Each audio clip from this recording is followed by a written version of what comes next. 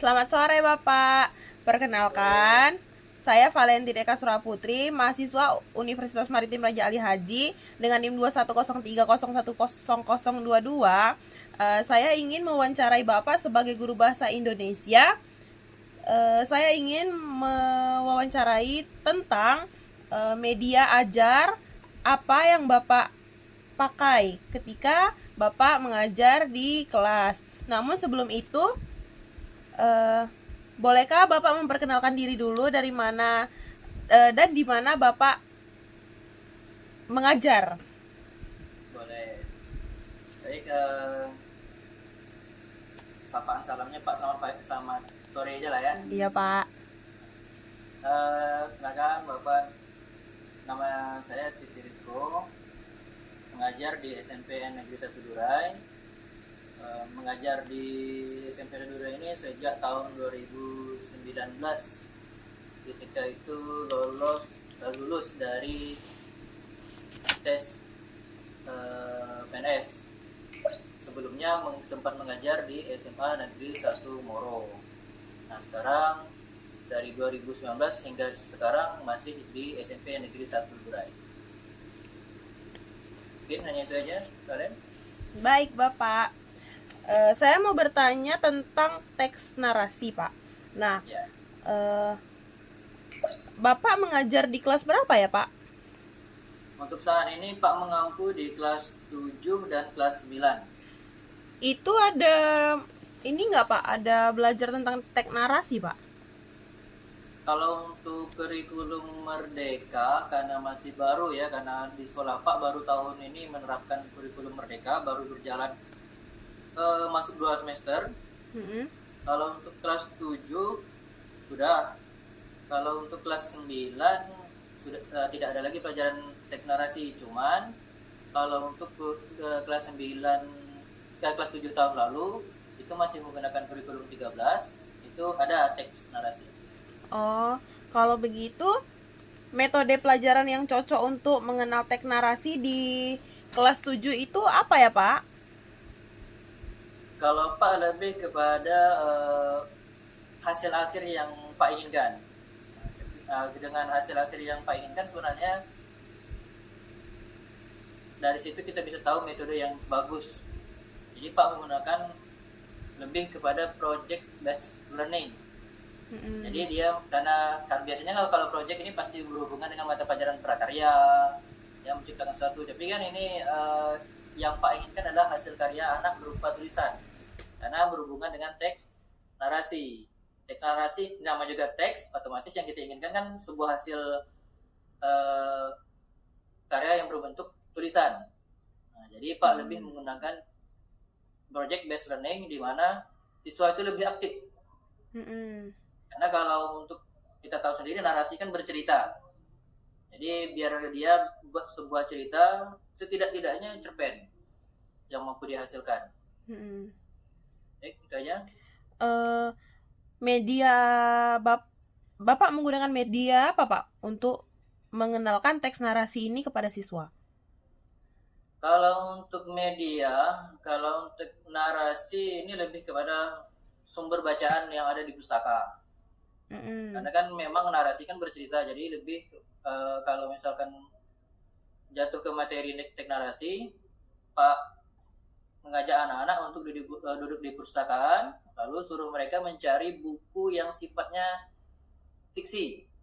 Jadi Mm-mm. buku fiksi apapun bebas, tidak ditekankan harus cerpen. Apapun yang sifatnya buku fiksi, silakan diambil selain buku non fiksi. Jadi Mm-mm. kalau untuk media, Pak lebih langsung kepada contoh buku yang mengandung unsur narasinya. Hmm, Bapak ada nggak Pak bikin media digital buat perkenalkan apa buat mengajar teks narasi itu ke siswa Pak? Untuk media digital, Pak belum sempat buat, bukan belum sempat buat, terkendala dengan sarana prasarana yang ada di sekolah. Jadi ketika ingin menggunakan yang fokusnya kemarin belum diperbaiki, sempat rusak. Mm-mm. Jadi Pak mengalihkannya ke media buku. Jadi memang sudah ada membuat, cuman ingin menampilkan kan harus ada proyektor. Cuman proyektor sekolah belum memadai karena sekolah Pak kan tidak seperti sekolah sebelumnya. Bukan membandingkan, tapi itulah keadaan sesungguhnya. Di pasana-pasana yang fasilitas yang ingin Pak gunakan belum memadai. Jadi Pak, bagaimana mekanisme yang Bapak terapkan pada saat Bapak mengajar teks narasi itu Pak? Kalau untuk teks narasi pertama Pak berikan dulu, Pak kan bawa ini ke pustaka. Pas kita narasi, kita perkenalkan dulu narasi itu apa kepada siswa. Jadi disuruh siswa itu cari narasi ini kan istilah. Biar dia tahu dengan istilah narasi itu apa sih. Dia cari sendiri, Pak kasih carilah kata-kata yang berkaitan dengan narasi. Dan dalam narasi kan pasti ada alur cerita nantinya, ada unsur intrinsik dan ekstrinsiknya. Pak lebih tekankan kepada istilah-istilah yang ada di unsur-unsur intrinsik, istilah-istilah narasi, suruh mereka cari apa yang mereka dapat, lalu di situ baru didiskusikan dengan siswa, sesama temannya, atau dengan Pak langsung. Jadi kalau mereka sudah paham pengertian narasinya, ya, kan di sini kan Pak ngajarnya di kelas 7 kemarin kan. Kelas 7 kan ibaratnya siswa yang baru beranjak dari SD ke SMP. Belum terlalu mau berpikir keras. Jadi di sini guru harus lebih ekstra. Ya memang kalau di kurikulum 13 tidak menyarankan untuk sifatnya berceramah. Karena kan yang dibutuhkan siswa yang aktif. Cuman situasi dan kondisi keadaan sekolah Pak, kalau kita biarkan siswa membiarkan keadaan juga, maksudnya dia tidak ikut belajar, masih suka main. Karena kan transportasi pengalihan dari SD ke SMP kan baru. Zamannya SD kan pasti banyak main gitu kan. Yang Pak mau kan dia bersifat berpikir kritis belum bisa. Jadi lebih banyak ke ya Pak berceramah. Tapi sebelum Pak berceramah, Pak kasih dulu. Carilah pengertian narasi di Kamus Besar Bahasa Indonesia apa. Nah, terus alurnya dalam narasi nanti ada alur, ada tokoh. Pak suruh cari itu. Protagonis ada tak di Kamus Besar? Kalau mereka sudah menemukan, lalu Pak suruh mereka memahami, paham tidak dengan jawaban yang kalian temukan. Kalau misalkan mereka tidak paham, disitulah baru berinteraksi tentang materi. Setelah berinteraksi tentang materi, baru Pak di sini memberikan contoh macam-macam bagaimana bernarasi. Karena siswa kan lebih suka kalau gurunya bercerita kan. Jadi apa sifatnya, karena ini narasi lebih ke pengalaman pribadi Pak. Wah, kalau sudah bercerita tentang pengalaman pribadi, itu siswa tertarik. Ada kawan dia main-main dan kita tidak marah. Karena sifatnya anak yang itu tadi beralih dari SD ke SMP kan masih main. Kita tegur pun nanti kita capek sendiri. Udah biarkan aja, kita buat cerita baik, akhirnya mereka terdiam, lalu tertarik untuk mendengar. Jadi setelah Pak sampaikan cerita, lalu baru Pak cocokkan antara contoh yang Pak berikan secara cerita secara lisan dengan pengertian yang mereka dapat dari kamus. Cocok tidak?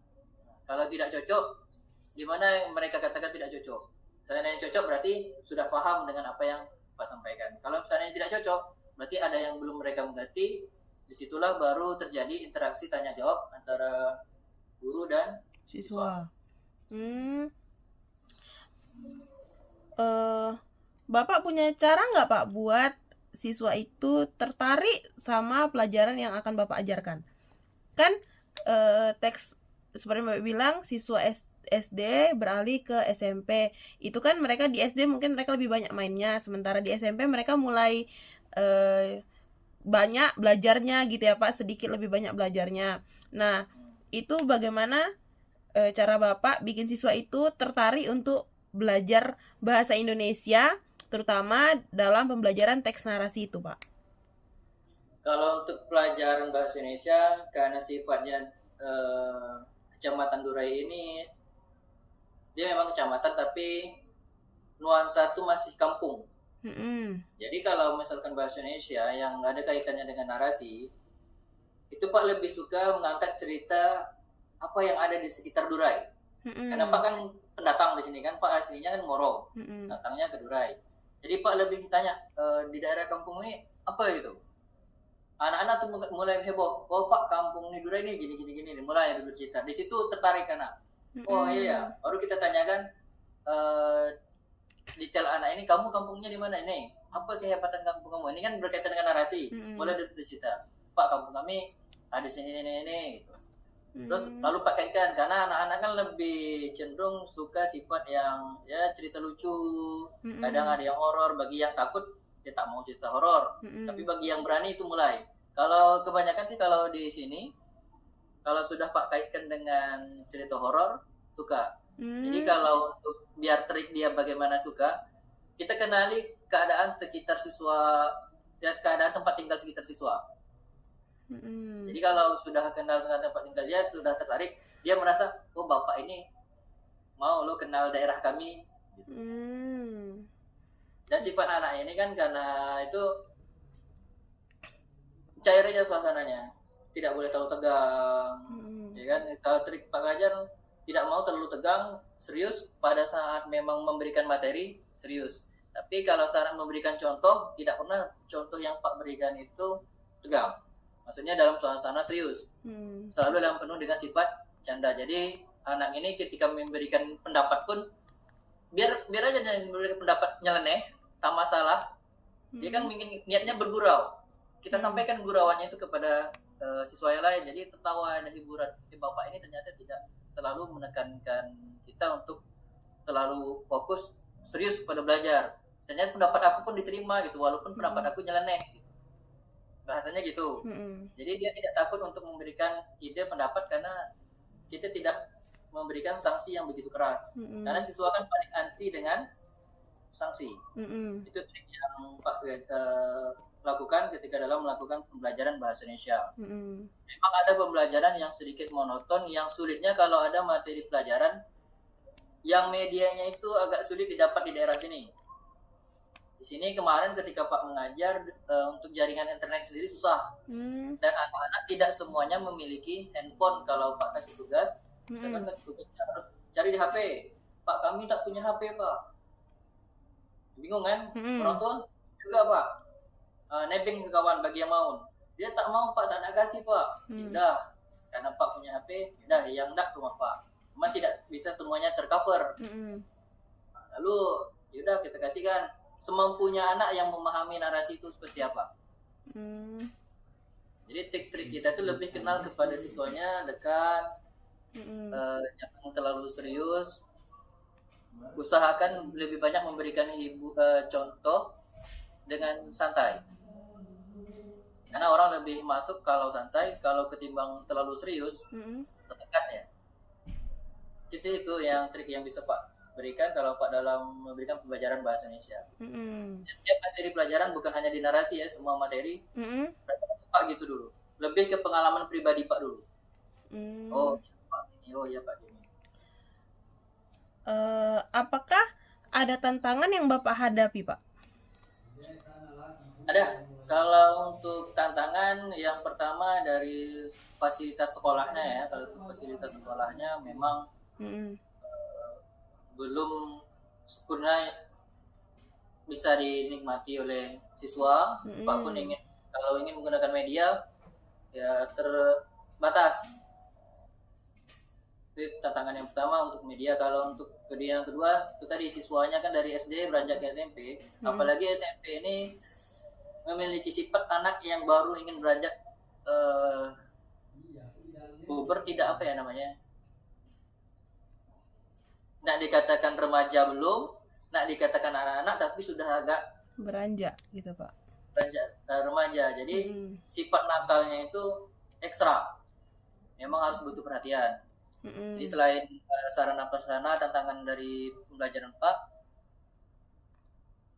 siswanya dan lingkungan tempat tinggal. Lingkungan tempat tinggal sangat berpengaruh. Kenapa? Budaya di sini kan orang kampung. Kalau kita keras, maksudnya kalau ada teguran yang sedikit malum lah, anak-anak kan terlalu nakalnya ekstra. Jadi kalau kita terlalu keras, orang tuanya nyerang balik. Nah itu tantangan yang besar. Jadi yang harus dikontrol itu selain siswanya, orang tuanya juga. Jangan sampai kita memberikan sanksi, tahu-tahu orang tua datang ke rumah. Bapak ngapain anak saya? Kacau. Hmm. Tapi alhamdulillah ini Pak ngajar eh, siswa banyak yang dekat. Mm-mm. Kita tidak boleh, itu tantangan yang Pak dapat, tapi cara Pak mengatasinya itu tadi dekat aja dengan siswa. Mereka pengennya seperti apa kita gitu. Mau dia ketawa, ya selama masih ingat batas antara guru dan siswa. Siswa. Itu sih tantangannya.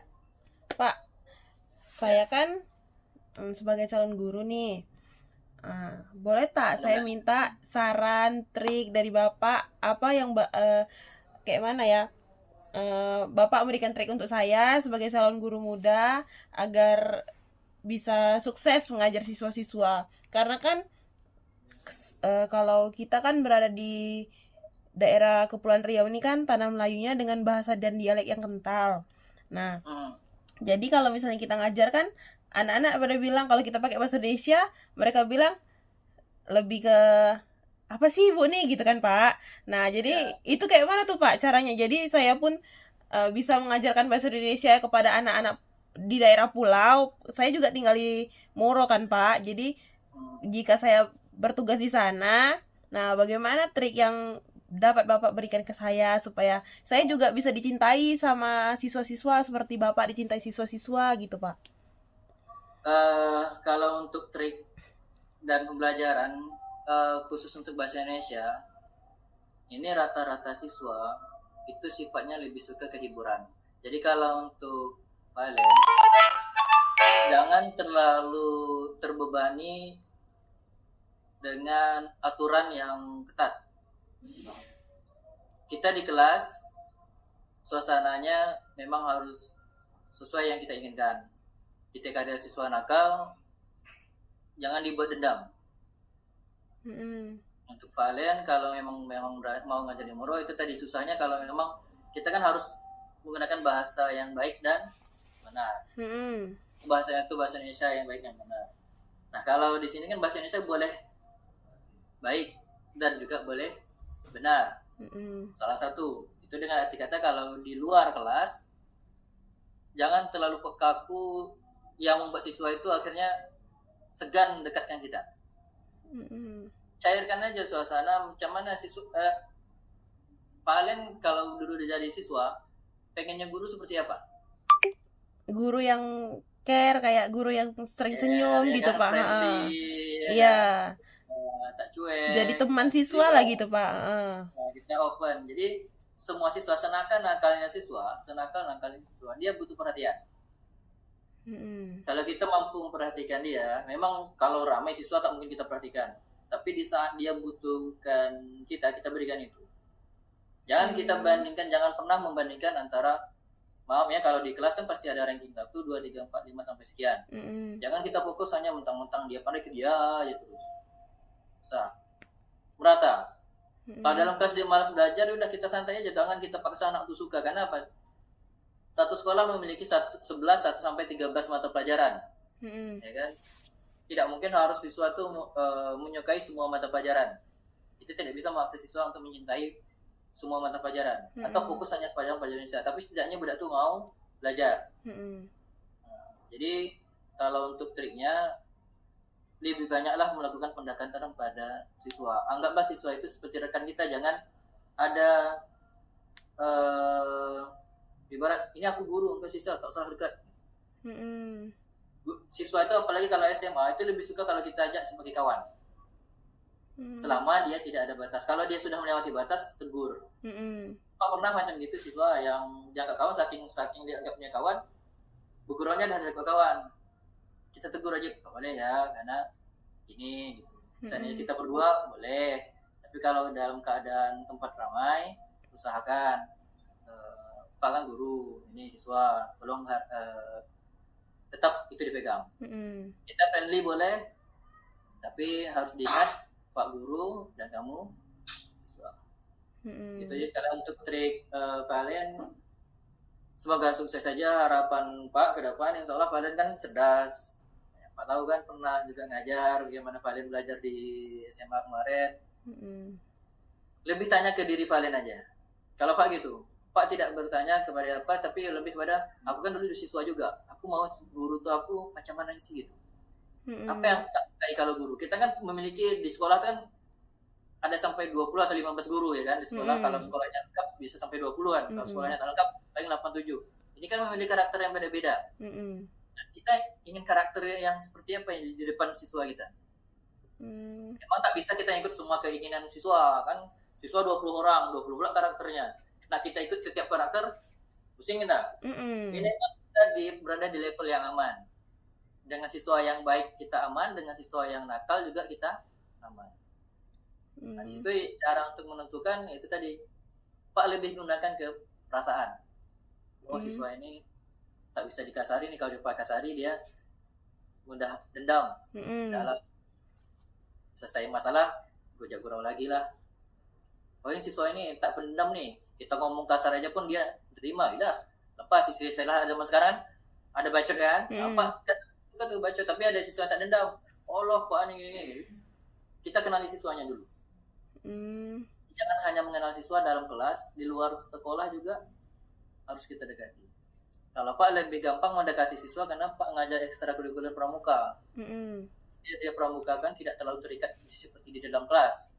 Jadi di ekstrakurikuler itulah kadang siswa berani manggil Pak. Kan istilah pramuka kan manggilnya tak Pak, tapi kakak. Dari kakak itu terasa umur kita tidak jauh beda. Di situ Pak lebih mudah didekati oleh siswa dibanding dengan yang mungkin guru-guru yang tidak membuat atau yang tidak menjadi pembina kegiatan ekskul. Rata-rata kalau guru yang mengadakan atau melaksanakan kegiatan ekskul itu pasti paling mudah didekati oleh siswa. Karena selain di kelas, di kegiatan ekskul juga ada. Jadi untuk Valen besok ke depan, kalau ada kegiatan ekskul di sekolah, usahakan jadi pembina. Karena disitulah salah satu peluang terbesar Valen untuk lebih dekat dengan siswa. Ambillah jadilah salah satu pembina ekskul yang memang Valen kuasai. Insya Allah Valen akan dicintai oleh siswa. Baiklah Pak. Kalau gitu saya tutup dulu ya Pak. Terima kasih Bapak untuk waktu dan ilmunya sangat banyak yang saya terima dari Bapak. Selamat sore Bapak. Sore juga.